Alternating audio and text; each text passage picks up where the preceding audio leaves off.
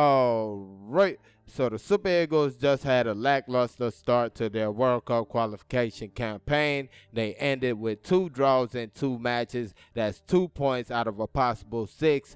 Now, things were expected to get much worse today with the other 4 teams in the group playing matches, meaning a couple teams had a chance to put a gap between us and them. But a miracle happened. Now, I wouldn't say a miracle, but let's just say things didn't go as most people would have predicted, and things have got really interesting right now in our group. But before we get into all that though, please make sure to smash the like button and also subscribe to the channel if you haven't already. Thank you very much. So yeah, let's just cut to the chase. The main team we were all keeping an eye on was South Africa. They had 3 points in their first match against Benin Republic, a 2-1 win in South Africa, and they were going to be playing Rwanda with a chance to go 6 points up and put a 4-point gap between us and them, like I said. But it didn't go like that. Rwanda won that game by 2-0. It was crazy. They played the best football. They controlled the game. Their goalkeeper was on vacation. He could have been back there making TikToks for all we know. But South Africa had like 1 or 2 chances, but most of the chances came to Rwanda. They had big chances. They scored the goals that were needed. It was kind of rained out. It was the same pitch the Super Eagles played against Zimbabwe. It was kind of rained out, it looked like, but it kind of helped because, you know, the pitch is real slick. Any pass can just fly out. But with the rain, it seems like the passes were sticking, and it was helping Rwanda more than South Africa. And South Africa looked like disjointed at playing defense. It was just ridiculous. The second goal, a player just loses the ball and stops, and they just score. It looked real crazy. But Rwanda sent the message. They're one of the teams to look at in this group. It's not just South Africa, not just Zimbabwe, not just the Super Eagles. They're also in the mix. So that's real important right there. And speaking of in the mix, the team we played a draw against in the first match, Lesotho, they also played a draw against Benin Republic in their second match. And that's crazy right there. 0-0 draw against Benin Republic. And of course, Benin Republic is coached by Raw. A lot of people are saying he should be coaching the Super Eagles. All would have been changed if he was coaching the Super Eagles. They're saying that he would have defeated Lesotho 6 or 7-0 if he was still here. But Benin Republic is a good team. They're a really good team. We played Benin Republic. We barely beat them. 2-1, 1-0. I mean, they scored us first at home. We had to pull 2 goals back. Then we go away from home. It was 0-0 all the way to the end. We scored at the very last minute. Paul Onuachu gets the ball in, a rebound, puts it in the back of the net. And yeah, they're showing, Lesotho is showing that, look, we're a good team. That 1-all is now, you know, validated with this result, because if they came into this game and not played well, people would be like, whoa, Super Eagles, look at what Benin Republic did to Lesotho. But now they get a good result. So it kind of reminds me of what I heard a coach say during an interview one time. I think it was Steve Bruce when he was coaching Newcastle. And he was like, players get better when they don't play sometimes.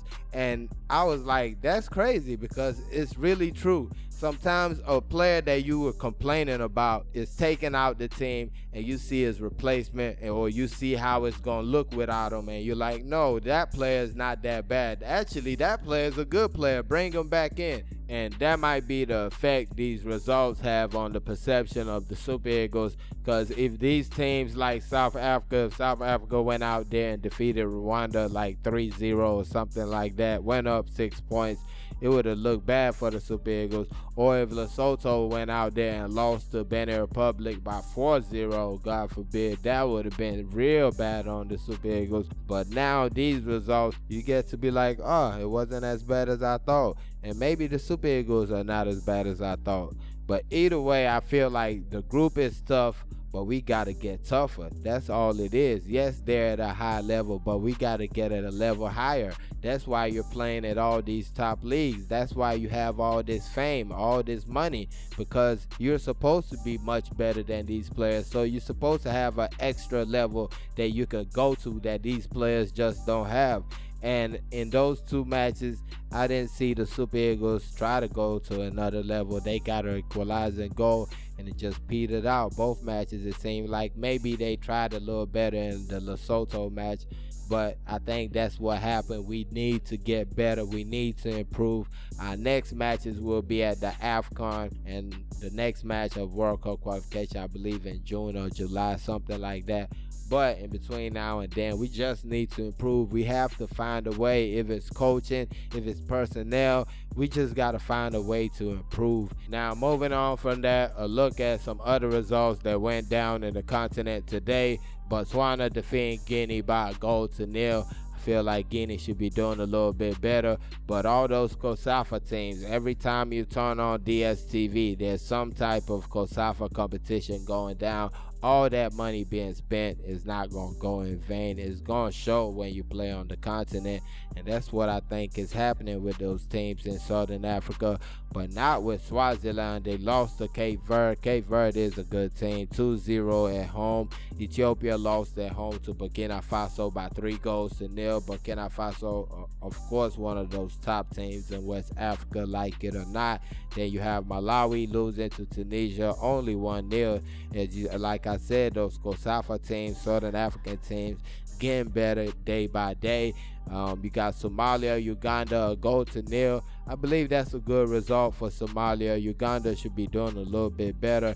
Somalia just started back really getting into the football and things like that with the FIFA and stuff. So, I mean, I think Uganda should be doing a little bit better, but a win is a win. 1-0 good enough. Then you got Comoros and Ghana. You got a lot of Ghanaians coming. Not a lot, but you got some Ghanaians coming, always trolling us on the page. I hope they come up and troll us now that we got 2 draws and they got a win and an embarrassing loss to Comoros by a goal to nil. Comoros just seems like they have Ghana's number. I remember at the AFCON, I was on Team Ghana with the AFCON situation because I felt like, was it Andre Ayew, the red card he got? I felt like that was ridiculous, but it seems like Comoros has their number. It's like boxing. When you defeat somebody once, it's like you can beat them over and over.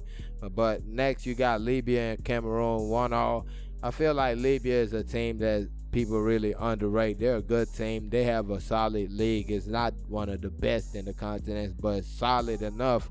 And they got some quality players playing in Italy and Spain and other places. So it's not a pushover team, but Cameroon, come on now. Cameroon's supposed to handle that business and win the match, but the Super Eagles were supposed to handle business against Zimbabwe and Lesotho, so can't really say too much about Cameroon with their 1-1 draw. Then you got Mauritius, Angola 0-0, Sao Tome, Namibia 2-0, kind of expected. I feel like the Mauritius is also a good team. Angola, a really good team.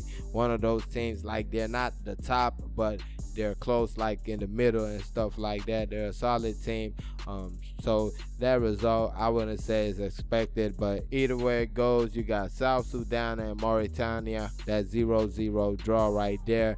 Then Togo, Senegal, another crazy result right there, 0-0. Togo is a good team, but if Senegalese are like Nigerians, they don't want to hear that. They feel like they should be winning that match. Many people would feel like Senegal should be defeating them. Senegal just defeated Brazil not too long ago, and they also, of course, are the African champions, so you would expect a little bit more, but either way, that's what they had to take, 0-0 draw. Then the ones that just happened not too long ago, you got Niger Republic defeating Zambia by 2-1. Another crazy result right there. Zambia is a really, really good side. Niger Republic, I believe they lost their first one, and to defeat Zambia by 2-1, big time result for Niger Republic right there. Then you got Tanzania with a red card, losing by 2-0 to Morocco, and I would feel like Tanzania should feel a little good about that result right there. If you get a red card and you only lose to a top team like Morocco by 2-0, semi-finalists at the World Cup, we already know their pedigree. So it's definitely not the worst result right there. But let me know how that result, not all these results, the 2 results in our group, let me know how that makes you feel about the Super Eagles World Cup qualification prospect. Does it make it better? Of course, it kind of makes it better. Of course, I mean, you're now only 2 points away from the top, so it's not that bad. But let me know how you feel about the situation with the coaching, with the players. Do you feel like we keep the coach now that it's not that bad, or do you still feel like, hey, get out, we need to sack him? That's your opinion. You know what I mean? You're entitled to that. So let me know. Put it in the comment section. And please don't forget to like and subscribe. Thank y'all for watching. Peace.